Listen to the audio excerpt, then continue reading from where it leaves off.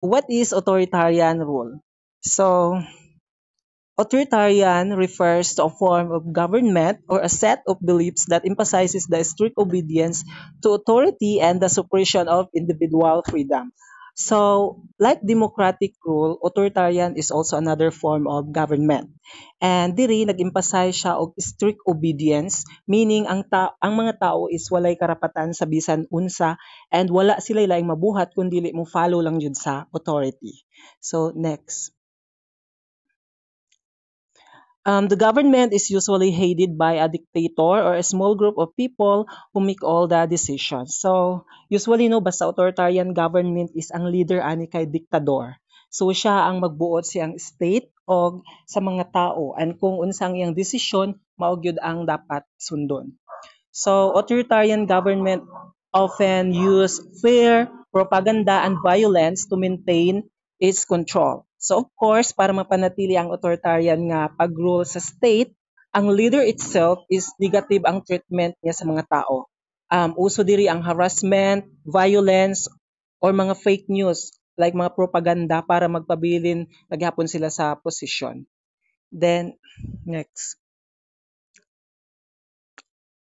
Authoritarian rulers operate within unspoken limits, recognizing the need to strike the deals with other power holders such as business, the military, or regional boss. So usually diri sa authoritarian rulers, ginarepre niya kung kinsa tong mga tao nga mag-oppose o magsupak sa pamalaod. Meaning we don't have a chance to hear our voices even if dili maayo ang pamalaod. And also usually basta ang ani nga government is nagakunik ni sa mga power holders like businessman, military, or regional boss. Why? It is because kaniman good sila like business owner, how ni siya in terms of economy.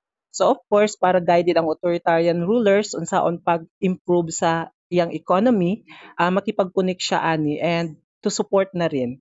And also sa military, maupod ni no, isa para mapa-strong ang authoritarian government. And and also in regional boss or leaders para pod na ay mo support sa ihang pamalakad. Next. So para mas broaden pa gyud ang atong understanding kung unsa ni authoritarian rule, so mao ni ang features. So the first one is the absence of record on representative government with elections where they are held often accompanied by fraud, manipulation, and violence. So, di ba sa democracy, we have elections. Then we have a right to vote and choose our leaders. Diri sa authoritarian rule is it's either walay election or naa. And meaning, ang mga ruler gihapon ang mag-lead kung walay election. So kung naa may election, usually uso diri ang mga tikas, mga rig, o gipang manipula lang para ang mga present nga leaders or ruler is sila ra gihapon ang magpabilin sa posisyon. Then weak, immature, or poorly defined political institutions and processes with power in the hands of leaders and elites and occasionally the establishment of dictatorship. So it means that kini nga form of government is weak or poorly defined political institutions because authoritarian rule man good is ang iyang flow sa government is not organized o walay clear nga mga rules and procedures. And as what I have said earlier, ginarule ni siya sa dictator or dictators. Next. A limited selection of forms of political participation and representation, and no guarantees that the voices of citizens will be heard effectively. So, diri sa authoritarian rule is limitado lang ang pag-participate sa mga tao. Limitado lang ang ilang pag-participate sa election or any activities. And maybe they will not be able to vote unless na lang kung approve sa government. And walay karapatan ang mga tao nga mo reklamo as what I have said ganina or unsa ilhang gusto ipaabot sa government. Next is relatively few limits on the powers of government and a mixed record on the protection of individual rights and freedoms under the law with no independent judiciary. So, authoritarian government can do whatever it wants to the people. Kung unsa ang gusto sa ruler, pwede kay niya buhaton.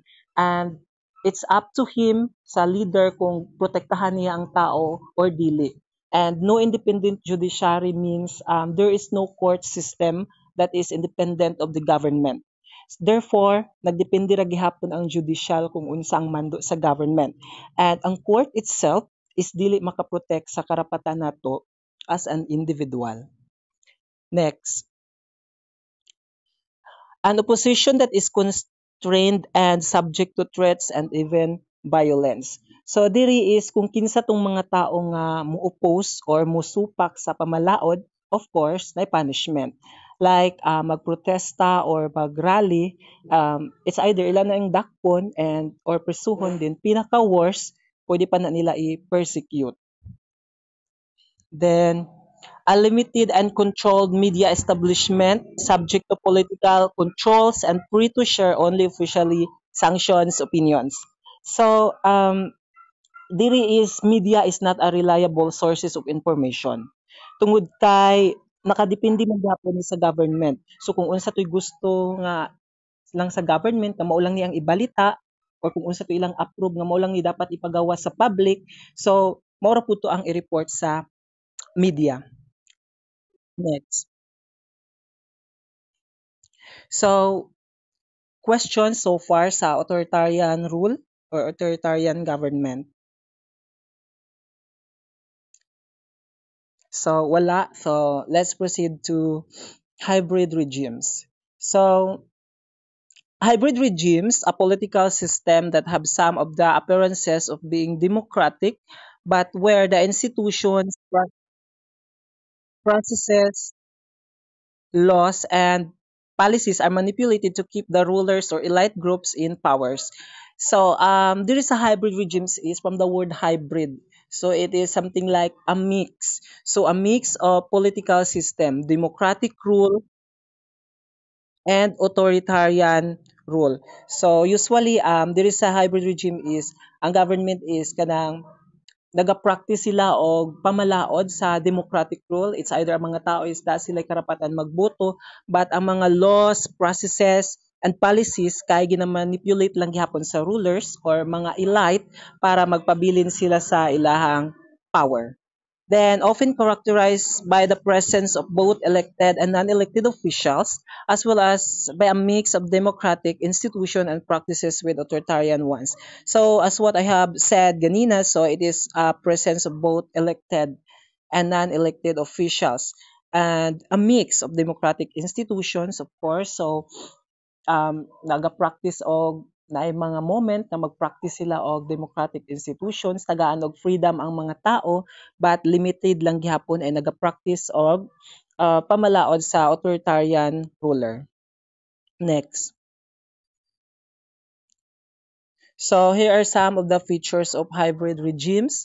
So the first one is the presence of both elected and non-elected officials. So as what I have said ganina, then a mix of democratic institutions and practices with authoritarian ones. Then a lack of check and balances on executive powers. So diri is um, it's either diri sa three branches katong executive, legislative, and judicial is naay mag-overpower kay kulang man gihapon siya og check balances. So possibly, especially sa diri sa executive power is siya ang mag dili siya balances. So mag-overpower kaniyan. So next. So a weak or ineffective judiciary. So diri is dili ta maka-assure nga um, effective or strong na ang judiciary kay as what I have said it is mixed by democratic rule and authoritarian, so therefore dili gyud ta makaingon nga reliable ang judicial branch sa government. Then a lack of respect for human rights and civil liberties, so dili is kulang gihapon og pag-implement sa karapatang pantao and naagyapoy moment diri ang is either dili maprotektahan ang mga tao or maprotektahan siya. So, next. So, that's the end of my report. Thank you very much for watching. So, question, clarification.